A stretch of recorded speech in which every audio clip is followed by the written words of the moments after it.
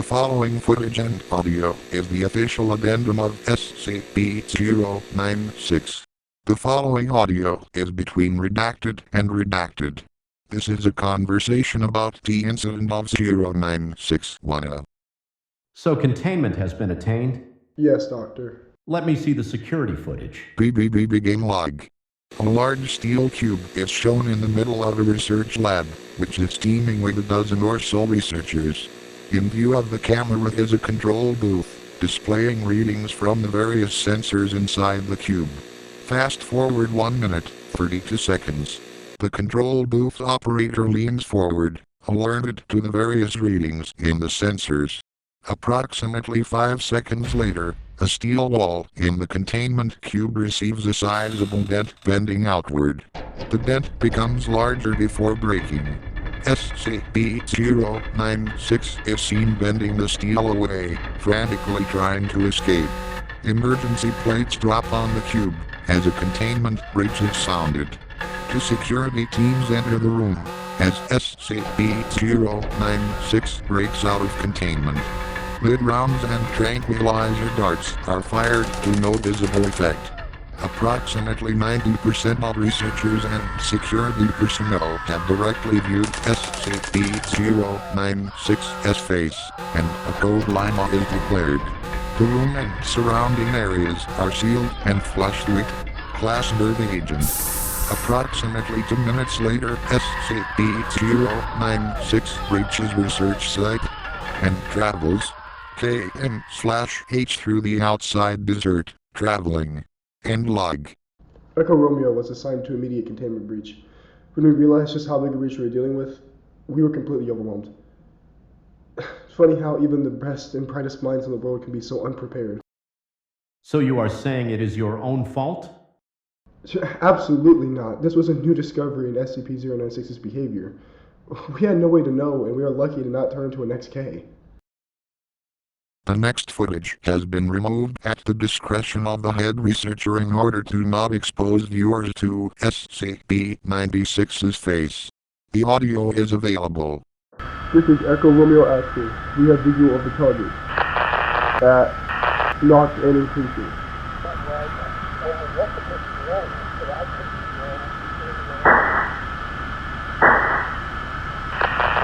No effect on target.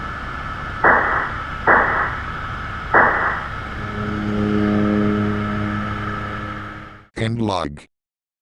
The next piece of audio is an interview between Dr. Lowkey and an interviewer. Begin audio interview log 09610. Where were you exactly at the time of the breach? On break, getting a cup of coffee. It was pure luck I wasn't caught in the containment area. Describe your actions directly after the containment breach. I sent Echo Romeo after SCP-096 and alerted Dr. Dan to the situation. We then set upon the task of locating SCP-096 Swan. Once the general direction of SCP-096 was determined, I sent Mobile Task Force Tau-1 ahead to evacuate civilian population centers in SCP-096's path, all according to containment protocol. End log. The next piece of audio is an interview between Dr. Dan and an interviewer. Begin audio interview log 09610. For the record, where were you exactly during SCP-96's containment breach? In the Galactic mountain range, trying to find more information on SCP-96's origins. It was a quick research expedition, so I left Dr. Alexei in charge of containment. He is competent enough, if a bit eager, and has proved himself in the past. This is all confirmed by the various related paperwork, so don't go thinking— It was just for the record, Doctor. Now, knowing that SCP-96 is immune to all known forms of damage while in an enraged state, why would you order the sniper attacks from the emergency response team? Why not? If there was a chance to slow down SCP-96 and give MTF Tau-1 more time, then we had to try it. It put ER in no danger, and the choppers were in danger of being outrun anyway. Honestly, ER could do little else to help or harm the situation. I see. Now, could you explain this? Yes, this is Project Scramble. an eyepiece we assigned to ER and MTF Tau 1, designed by Dr. Alexei and myself specifically for SCP-096. It carries a small microprocessor which constantly analyzes the viewing field for the facial features of SCP-096. Facial recognition software inside instantly identifies them, scrambling the image into an unrecognizable mess before the light reaches the human eye. It's quite ingenious, really. And expensive. Very. Which is why it's such a shame it didn't work. End log. The next piece of audio is the audio transcript between MTF Tau 1 and Modified Egg 3 Centria Wax, Calcin Big Brother. Ospreys in the air, moving data at data. Awaiting vector. Electronics online, cruising altitude reached. Uploading program scramble to all camera systems. Cameras online. Big Brother is now watching. What outbound vector is the target currently heading? Target is currently westbound, traveling on... shit. Yeah, he's on the I-40. I think he just flipped a semi-truck. Outbound vector is 450 degrees by 750. Next town on this vector is... I'd say a couple hundred kilometers. Shit. MTF, we're suggesting Echo Romeo begin evacuating the I-40. I don't know how many cars the target has wrecked. Hold one. That's a negative, Big Brother. ER is reporting that the target is outrunning her choppers. They can't get ahead of him. Then get them to stop the motorists on the other lane. I don't know how many people have seen this thing's face. End log. Continue the conversation between Redacted and Redacted. The first three elements of Tau 1 succeeded in gathering the townsfolk in the first three towns without incident. SCP-096-1 was confirmed to not be in any of these when SCP-096 ran through each in turn without stopping. However, a video log MTF Tau shows SCP-096-1 being identified in the town of Tau and the ensuing incident. Show it. End log. The next piece of footage has been removed at the discretion of the head researcher, but a still frame from the video is viewable and will be placed on screen in hand with the audio. The target is entering proximity zone. All units activate scramble gear and begin crowd control procedures. All civilians are not to move from their spot or remove their blindfolds. If you move or touch your blindfold, you will be shot. I repeat, all civilians are...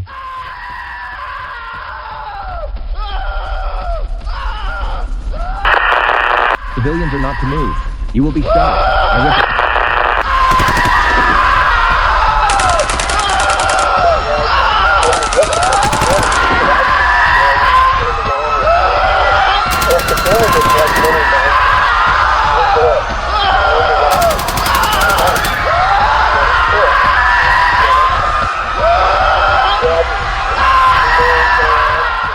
End log. Begin audio interview log 0961C. I was looking through SCP-96-1's house with my squad. Poor bastard was a semi-pro mountaineer. Took a trip to the Mount Everest. Apparently he took a snapshot of the landscape and just happened to catch SCP-96 in the background. 4 pixels. 4 fucking pixels. I doubt the guy even knew what he saw. He was probably just looking at the picture one day, noticed an off-color patch of snow, and went on with his day.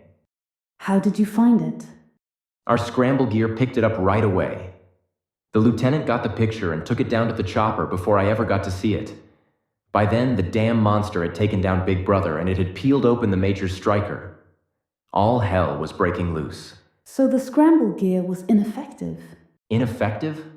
The goddamn scramble were pieces of shit that killed the whole damn task force. You know only 3 people are alive besides me? All because some retard egghead thought of a state-of-the-art countermeasure to SCP-96's hostile reaction. Those bloody idiots could have just put a bag over the target's head and be done with it, but no. We had to use state-of-the-fucking-art scramble. End log. Began audio transcript between Dr. Danny and interviewer. What did that fucker call me? I'll show that goddamn son of a bitch what an egghead is after I bash open his... Do we need to administer a sedative, Doctor? No. I apologize. Scramble was really an ingenious idea. However, it was a failure because we did not fully know how SCP-96 worked. You see, as the chip inside Scramble picked up SCP-096's facial features and began scrambling them, there was a split second of uninterrupted light flow to the retina. Computers are fast, but not as fast as light. So there was a split-second image of SCP-96's direct face sent to the brain. It wasn't even consciously received, but apparently it was enough to trigger the hostile reaction in SCP-96. So, with this report of the photograph, That's the most disturbing part of this whole incident. You know, when the former SCP-096-1 went on his mountain trip, 1997, that's 25 years of that photo hanging there before he saw SCP-096. Since the brain doesn't need to be aware that it is viewing SCP-096's face to trigger the reaction, there can be ticking time bombs hidden literally anywhere in the world. How many photographs are out there containing SCP-96, just going unnoticed, waiting for a careful eye? As I said before, I want this thing terminated. Now... End log. Return to narration. Just a quick question, Doctor. What exactly were you planning on doing there?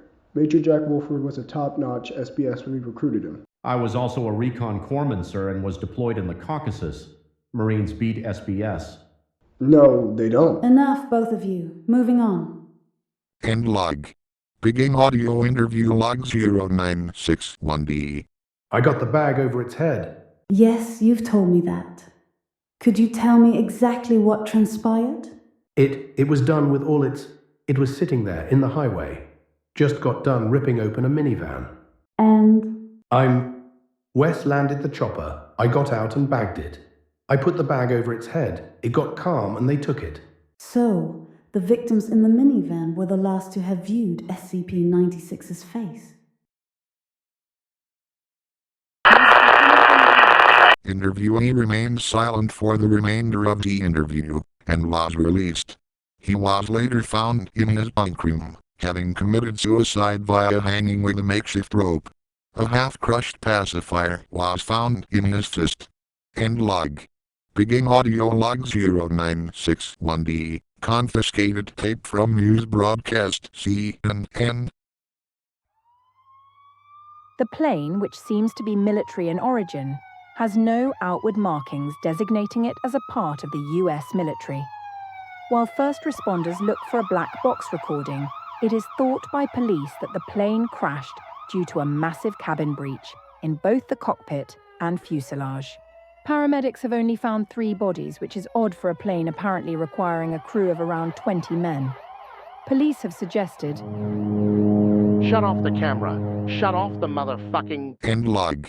Begin interview log between Dr. Oleska and interviewer. So are we finished here? One last question, Doctor. Or statement, as it seems. We find it interesting that there was no break room at Research Site 19. Or coffee. We think it would be best if you begin talking. Remainder of audio interview log 0961A redacted by choice of O5 Council. End log. Back to narration. I don't see what that has to do with me. There is no reason to play dumb, Doctor. He's told us everything. Well then, I guess there's no use feigning anything, is there? End log. The next piece of footage is only accessible with level 4 clearance and above. Failure to meet this standard requires termination. Clearance accepted. Audio loading. Upon reviewing your testimony and available footage and the confession of the late Dr. Alexei, it is the unanimous agreement of the O5 that you are to be terminated for your part in the gross breach of SCP-96. And I thought you would know the meaning of "for the greater good." Do not try my patience, Doctor. Given the incident's scope and potential, the O5 have approved your request for the termination of SCP-96. Given the lack of personnel with understanding of SCP-96, the termination will be entrusted to you, under heavy guard and the personal supervision of me. Your own termination will be scheduled at a later date. End log. Back to narration. That is horrible, Doctor. How could you knowingly... It worked. There was only a matter of time until that happened in a major population center, and its face spread over the world news. I can kill 096, but I've killed myself in the process. End of SCP-096's Addendums. Returning to the home page.